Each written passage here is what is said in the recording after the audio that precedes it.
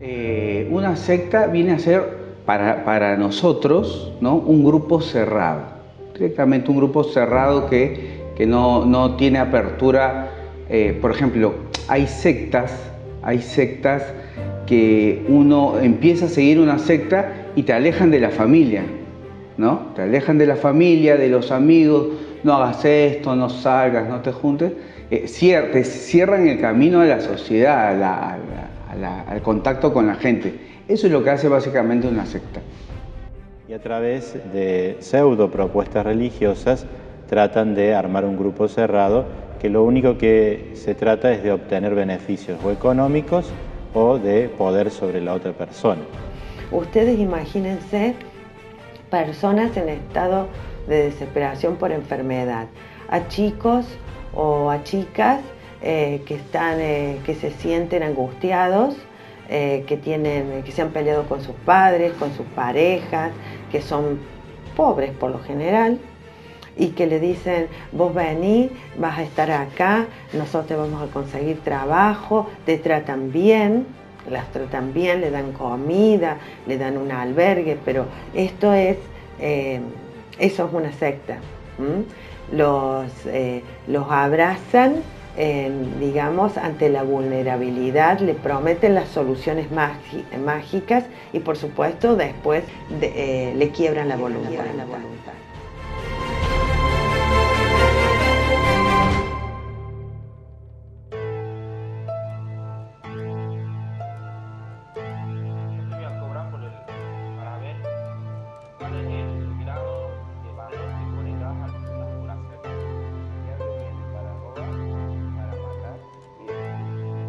¿Me dirías las preguntas antes para cómo ubicarme?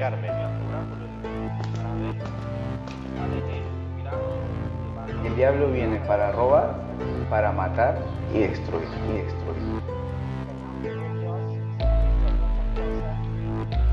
Yo te voy a cobrar para ver cuál es el grado de valor que vos le das al por hacer.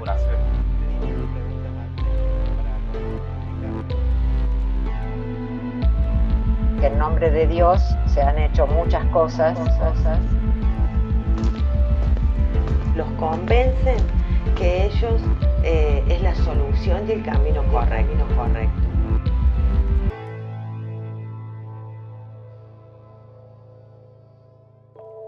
Tienen ciertas características que son fundamentalmente estos grupos destructivos o estas sectas coercitivas. Las características de tener un líder, digamos, fuerte, con un poder, digamos, de autoridad muy grande frente a las personas que están bajo su mando. Suelen trabajar en modelos de servidumbre, ¿no? Tienen un control sobre la psiquis de las personas muy fuerte, y esto en general obedece a ciertas creencias bastante delirantes que inicialmente, cuando se captan a las personas, no suelen ser expuestas inicialmente en toda su magnitud, ¿no?, por decirlo de alguna forma. Suelen haber como mecanismos de captación que hacen que se empiece con algún grado de misticismo, y después, a medida que van tanteando cómo eso va siendo aceptado por ciertas personas que están en esa parte iniciática, son como ascendidas a otros niveles donde acceden a otro conocimiento que ya tiene un nivel místico, digamos, un poco más complejo, y así de a poco se llegan a niveles que, si hubieran sido expuestos en una primera instancia, no hubieran sido aceptados, ¿no? Entonces, bueno, las sectas son bastante amplias en sus concepciones, tienen muchas variantes. A veces es difícil diferenciarla de las religiones, eso es todo un problema, porque muchas veces se amparan en la libertad de culto, ¿no?, en la libertad de conciencia, y desde ahí pretenden tener absoluta autonomía, y eso también complica un poco las cosas. Un grupo de personas, digamos decenas, digamos cientos, se hicieron esclavos siguiendo la palabra de llamados pastores, que respondían a tía Eva. Tía Eva era la jefa de esta organización, pero todo esto detrás de la cuestión religiosa. Tras una denuncia, efectivos de la DDI de Quilmes realizaron un allanamiento y se llevaron una verdadera sorpresa al ingresar al lugar. y así eran retirados los animales secuestrados que se habrían utilizado para realizar sacrificios y ofrecer su sangre. San la Muerte, ofrendas florales, animales fainados y hasta santos que son venerados por la Iglesia Católica. Pero sin dudas, lo que más llamó la atención fue el hallazgo de 15 cráneos. Un chico que fue asesinado, pero que previamente fue torturado, fue abusado y fue el centro de un ritual satánico, como contaba Mónica, de un ritual afro-brasilero, en donde aparentemente la muerte significaba algo mucho más importante, posiblemente de lo que nosotros creamos. Con ese cuerpo hicieron de todo. Sí. Yo creo que hay diversos fines, o sea, yo primero creo que la religión siempre va a ser un fenómeno social, siempre. Yo creo que usted, es más, si lo están estudiando ahora es porque continúa en boga, porque la gente siempre busca algo que adorar, ¿no? Entonces, lo que nosotros creemos es que si uno no adora a Dios, va a terminar adorando a otras cosas. Y dentro de tu pregunta, dentro de la pregunta, ¿por qué lo hacen? Definitivamente es porque si no adoran a Dios, terminan adorando o al dinero, o la fama, o el poder, o el liderazgo, y tantas cosas que pueden inclinar su corazón, ¿no? En general, volviendo a esta característica de tener un líder fuerte que acumula poder, suele ser el perfil, digamos, de quienes encabezan estos sectores, la necesidad de tener el control sobre las personas, ¿no? Cierta perversión que tiene que ver con poder disponer de los cuerpos, de las mentes de quienes son sus fieles. Esto también va aparejado con otras cosas. Por un lado, la acumulación de dinero a través de explotar a estas personas. A través de la explotación, a través de el convencimiento de que la donación hace que esto los ponga más cerca de cierta espiritualidad que les plantea, ¿no? Que donar sus propiedades, sus bienes, hace que estén más cerca de la deidad o del ente que plantee el culto en particular. Y por otro lado, como decía, también la acumulación de poder hace que se cometan abusos de todo tipo, inclusive los sexuales son muy comunes dentro de estos grupos. Hay grupos que directamente legitiman la autoridad a través del abuso sexual. Entonces, esto también satisface ciertas necesidades de estos perversos.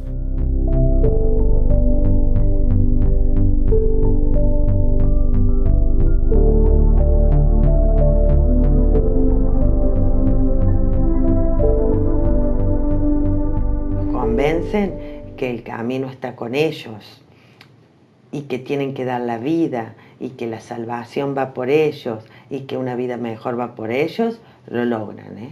Lo logran, por eso hay tanta gente que cae en esa red. Al comienzo, los que yo sé, no pagaban. Después devolvían con trabajo, colaboraban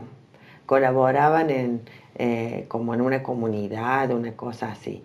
Y después disponían de ellos, porque si eran víctimas de explotación sexual, los drogaban y los iban trasladando. No tenía idea de que hay gente que puede encargar personas para tener sus órganos,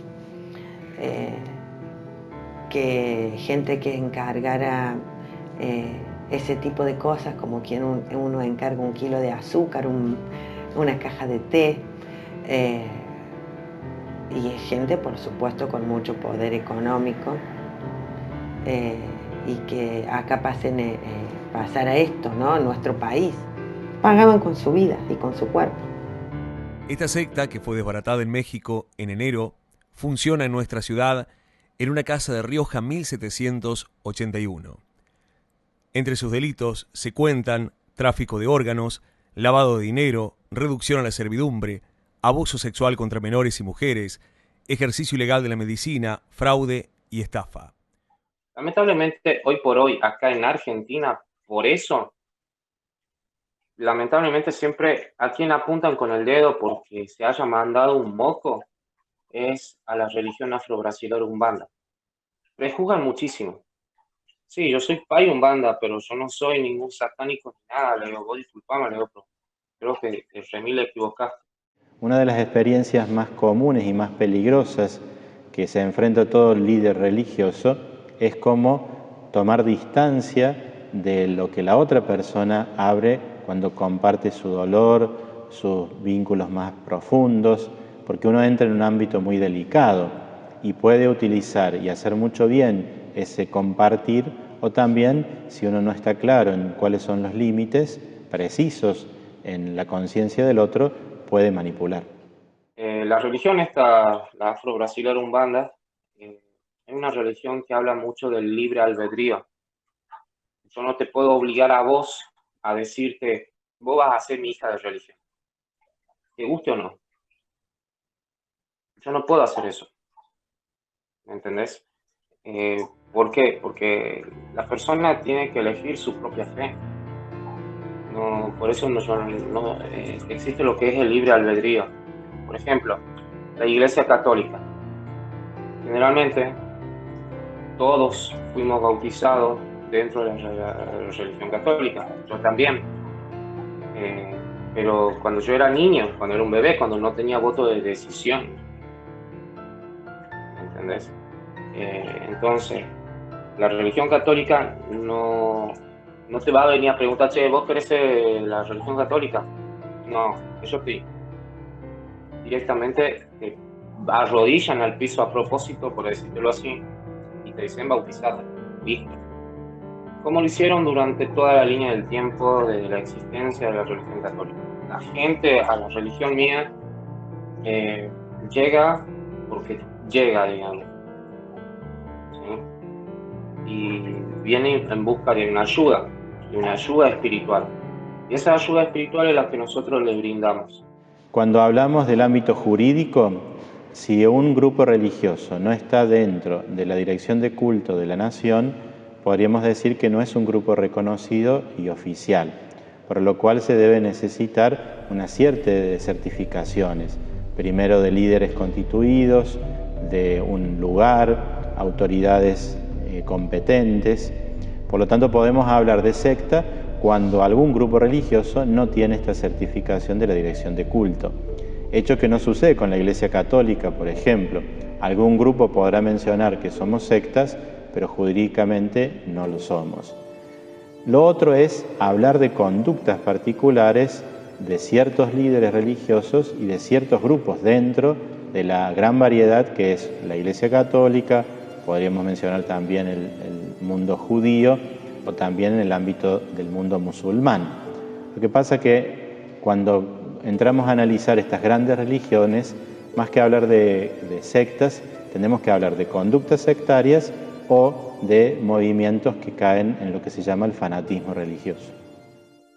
Ese es el tema. Quizás una religión en sí es difícil ponerla dentro del grupo de sectas destructivas, ¿sí? O de grupos coercitivos, pero dentro de ellas puede haber, ¿sí?, algunas facciones que claramente tengan estas características.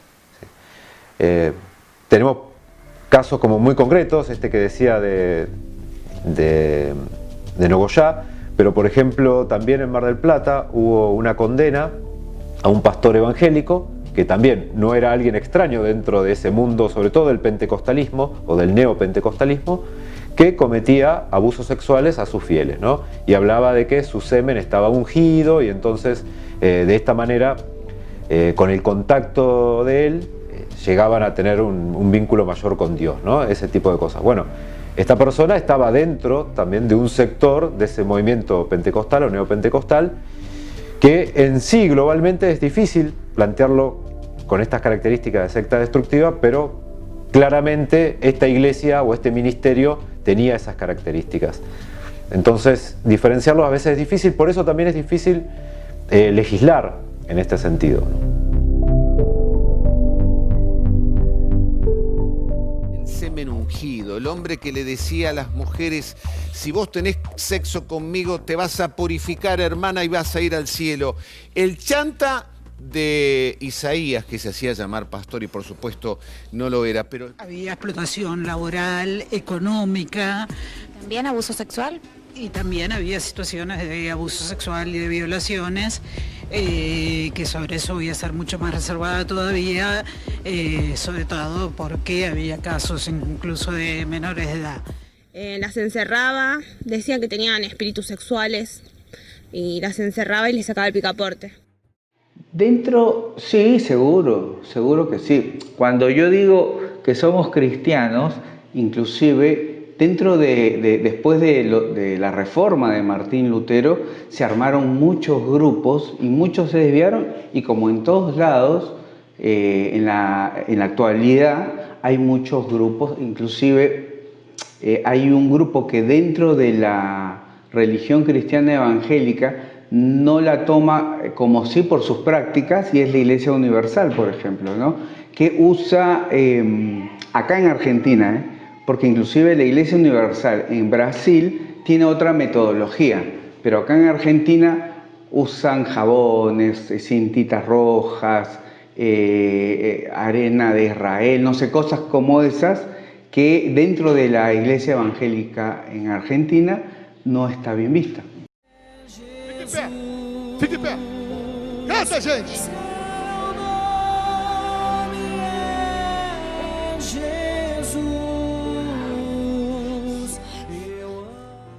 Iglesia Universal, pero tanto la Iglesia Universal como otras denominaciones, por ejemplo, los Testigos de Jehová, los mormones, los métodos son inclusive los métodos que te plantea la Biblia. Lo que tratan de hacer las sectas también es sustraer ideas, cosas o formas de cómo captaban a la gente para que la gente, bueno, se reúna, vaya. Yo creo que la única diferencia es que la secta, a diferencia de la religión, trabajan mucho con el miedo. Por el tema de que, bueno, si no te compras la indulgencia te vas a ir al infierno. Si compras las indulgencias te vas a ir al cielo, al paraíso. Que uno puede enfatizar para que la gente, lo que lo mueva no sea la fe, el creer, sino lo que te mueva sea el miedo. Yo creo que a la pregunta, ¿qué es lo que usa las sectas? Yo creo que usan mucho el miedo. Por ahí nosotros hablamos más de fanatismos religiosos cuando se lleva al extremo alguna condición o alguna postura, y eso termina separando y disgregando al mismo grupo y muchas veces teniendo estas mismas conductas que mencionaba, de manipulación del otro, de utilización para obtener fines económicos o de manejo de la conciencia. Incluso en esta confusión, por ejemplo, podríamos citar algunos casos de la Iglesia Católica. Uno podría decir, bueno, la Iglesia Católica no entraría quizás dentro de esta definición de secta destructiva, pero si miramos algunas de sus congregaciones, podemos ver que se comportan como esas sectas a la perfección, ¿no? Un ejemplo, las Carmelitas Descalzas, ¿sí?, en Nogoyá, un convento de mujeres que están en clausura, es decir, que no hablan con nadie del exterior, tienen restringida la libertad para expresarse, y se tienen que flagelar para, digamos, rendir culto a Dios. Y esto está totalmente aceptado dentro de la Iglesia Católica. De hecho, cuando entrevistan al obispo Puigari de Entre Ríos y le preguntan por esto, dijo, bueno, es una práctica tradicional que es un ratito los viernes, ¿no? Y lo dijo a los medios de comunicación, y resulta que después terminó habiendo un juicio y una condena porque eran forzadas a flagelarse, muchas de ellas eran abusadas. Es un alambre con unos pinchecitos que se ponen alrededor acá, ¿no es cierto? Que no lastiman, no sacan sangre, molestan. Una especie de flagelo que se hace con cuerda y se lo pasa por cera después derretida y se lo deja secar para que quede más duro, para que pegue más fuerte. De cada una nos autoflagelamos, nos pegamos en las nalgas, y en la regla, en las constituciones, si yo no recuerdo mal, está establecido que una vez a la semana se haga. Entonces, esto hace que sea más confuso aún separar secta de religión. Una de las características muy fuertes, como decía, de las sectas son los líderes, y por otro lado en las religiones también sucede lo mismo. Y cuando hay una autoridad muy fuerte se cometen abusos, porque el abuso justamente es el ejercicio del poder. Entonces claramente hay una vinculación muy fuerte en esto. En el caso de ciertas denuncias en un monasterio de Paraná de un grupo de carmelitas descalzas, allí tendríamos que entrar en el análisis de estas consideraciones de distinguir lo que es conducta sectaria, manipulación de conciencia, de lo que es una organización que no está aprobada. Por lo que conozco del caso, ahí nos encontramos con una congregación que tiene una tradición de siglos, que está aprobada por la Iglesia, pero que en el manejo particular de ese convento nos encontramos con conductas fuera de la tradición de la Iglesia y del ámbito permitido. Por lo tanto, no estamos ante la presencia de una secta, propiamente dicho, jurídica ni eclesialmente hablando, sino de conductas indebidas por parte de las autoridades de ese monasterio, donde se da la manipulación de la conciencia y el uso de técnicas que coartan la libertad del otro. Tenemos un locutorio por el cual nos vemos personalmente, no hay un contacto de podernos abrazar así, porque es a través de la reja, así como en la capilla, también en el locutorio. De todas maneras, con la familia pasa algo muy singular, que se entiende solo desde la fe. Realmente sorprende el grado de sumisión que logran de las personas, el nivel de servidumbre y sometimiento. Eso realmente es impresionante, porque digamos, uno lo ve así y parece imposible, ¿no? Parece realmente imposible. Hay una secta que inclusive legalmente acá en Argentina tiene fichero de culto que se denomina los Umbanda. Ellos mezclan ritos paganos, ¿no?, de brujería con la santería del catolicismo, ¿no? Mezclan todo eso, hacen cultos también, inclusive hay sacrificios que yo tengo entendido de animales, he escuchado también sacrificios de seres humanos. Y bueno, y esta secta, el PAI o la MAI, ¿no?, supuestamente tienen mucho poder. Entonces, si te metiste, estas personas te dicen, pero te va a ir mal porque yo te voy a hablar mal y te voy a proferir o declarar mal para tu vida. Entonces la gente tiene miedo de desligarse de estas sectas, ¿no? Y que bueno, o sea, yo creo que tanto la Iglesia Católica como la Evangélica en estos casos cumplen un rol importante de devolverles a la gente la fe, ¿no? Porque es gente que ya después por ahí no te cree en nada. Bueno, en realidad este proyecto, como les decía, yo estoy atento a todo estas temáticas de los sectores más vulnerados. Por allí en el 2012, casi 2013, tomo conocimiento que una niña de 13 años había sido abusada por un pai ubanda, un pseudo pai ubanda, y que había tenido un bebé con muchísimos problemas, y el ADN había determinado que el padre del bebé era ese pai. A raíz de eso comienzo a investigar, comienzo a tomar contacto y empiezo a ver que en la ciudad de Río Cuarto había organizaciones que estaban funcionando como pseudos iglesias o grupos que enseñaban metafísica, meditación, y en realidad se dedicaban a captar jóvenes fundamentalmente, y mujeres jóvenes que estaban con conflictos familiares, que se iban de la casa, el típico de problemas que suelen tener los jóvenes a esa edad. No, y él por intermedio de la religión se aprovecha. Eso es lo que tiene. Por intermedio de la religión se aprovecha todas las mujeres que él puede aprovechar, se aprovechaba, mejor dicho.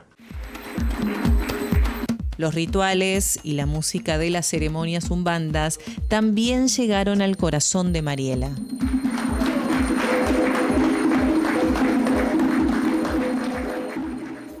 dentro de mi religión yo sé que hay un montón de personas que cultúan mi religión de malas maneras, o porque fueron malos enseñados, porque tuvieron un jefe de religión que les enseñó mal y no lo supieron corregir en su momento, ¿me entendés? O porque no se dieron cuenta que la persona estaba pirada. Esto es algo espiritual, estamos hablando de todo el mundo espiritual. La persona, para meterse en esto, tiene que ser la persona más cuerda que puede haber. Vas a encontrar un montón de pirados, como digo yo, porque divagan un montón. Y esos son los que, por culpa de eso, caemos todos en la misma bolsa. ¿Me entendés?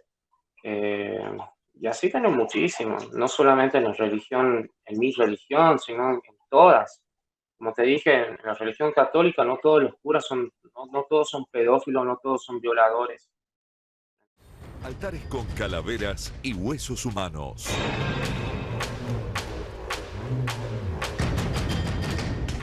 Plumas, velas, rituales de tambores, gente en trance, sacrificios y sangre de animales.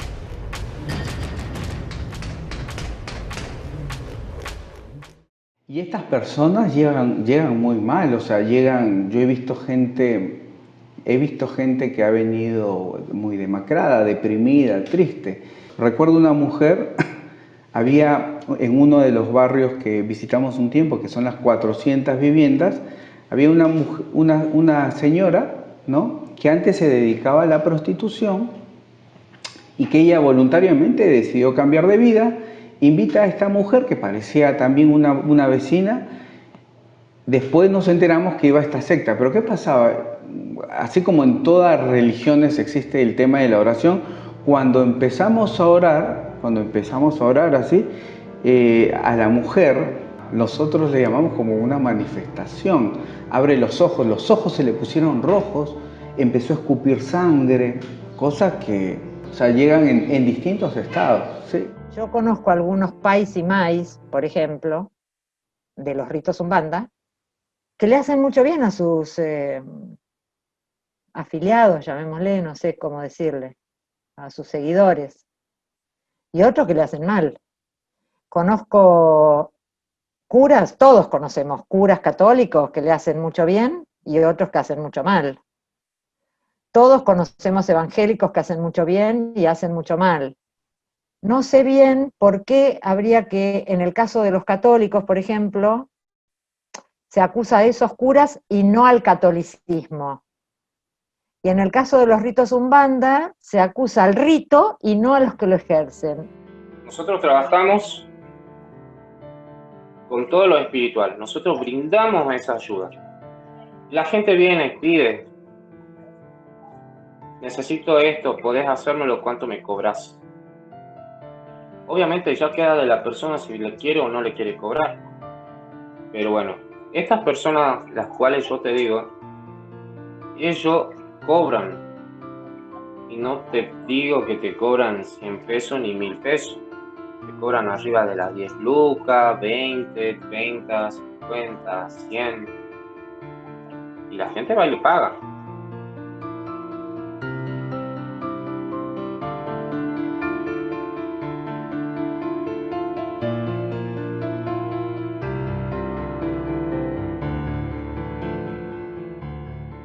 Acá es porque mis entidades, mis pais, mis deidades, mis santos te trajeron para que yo te ayude, y yo al ayudarte también me estoy ayudando a mí mismo a buscar una evolución espiritual para mí. Yo te voy a cobrar por eso, pero ahora ¿por qué? Por la misma razón de que cuando yo estuve en tu lugar, yo también tuve que pagar lo que yo quería obtener. Perdóname, ¿hay alguna religión que no haga eso? ¿Reclutar a la gente por cuestiones de poder o económico? No conozco ninguna religión que no le cobre directa o indirectamente a sus miembros.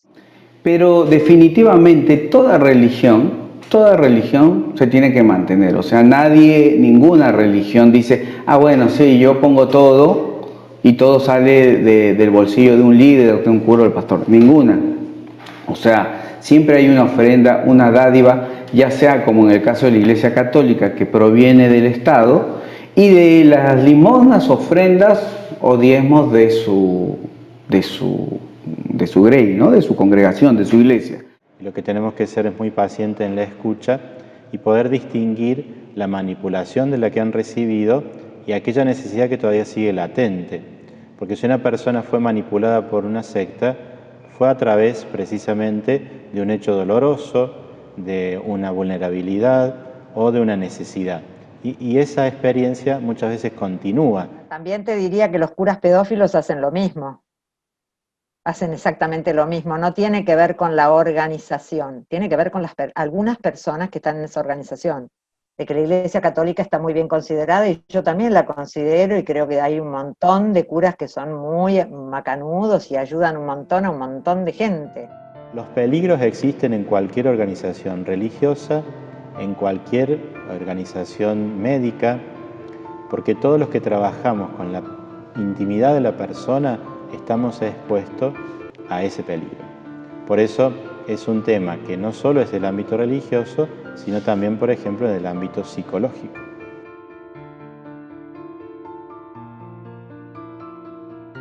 Pasan, son estas cosas que uno cree que en mi ciudad no pasa, ¿no? Y en esta ciudad pasa, que es una ciudad cosmopolita, que aparentemente parece que todo está tranquilo, pero evidentemente no es así. Hay una buena cantidad de sectas, a veces por ahí no tan destructivas y extremas, pero sí, convivimos con muchas de ellas. En realidad es común en todos lados, o sea, en todos lados, o sea, en cada pueblito, en cada lugar, o sea, es común en todos lados. No solo en Río Cuarto, sino en todos lados. Vuelvo a decirte, la gente busca siempre algo que creer, o sea, el ser humano busca en algo que creer, ¿no?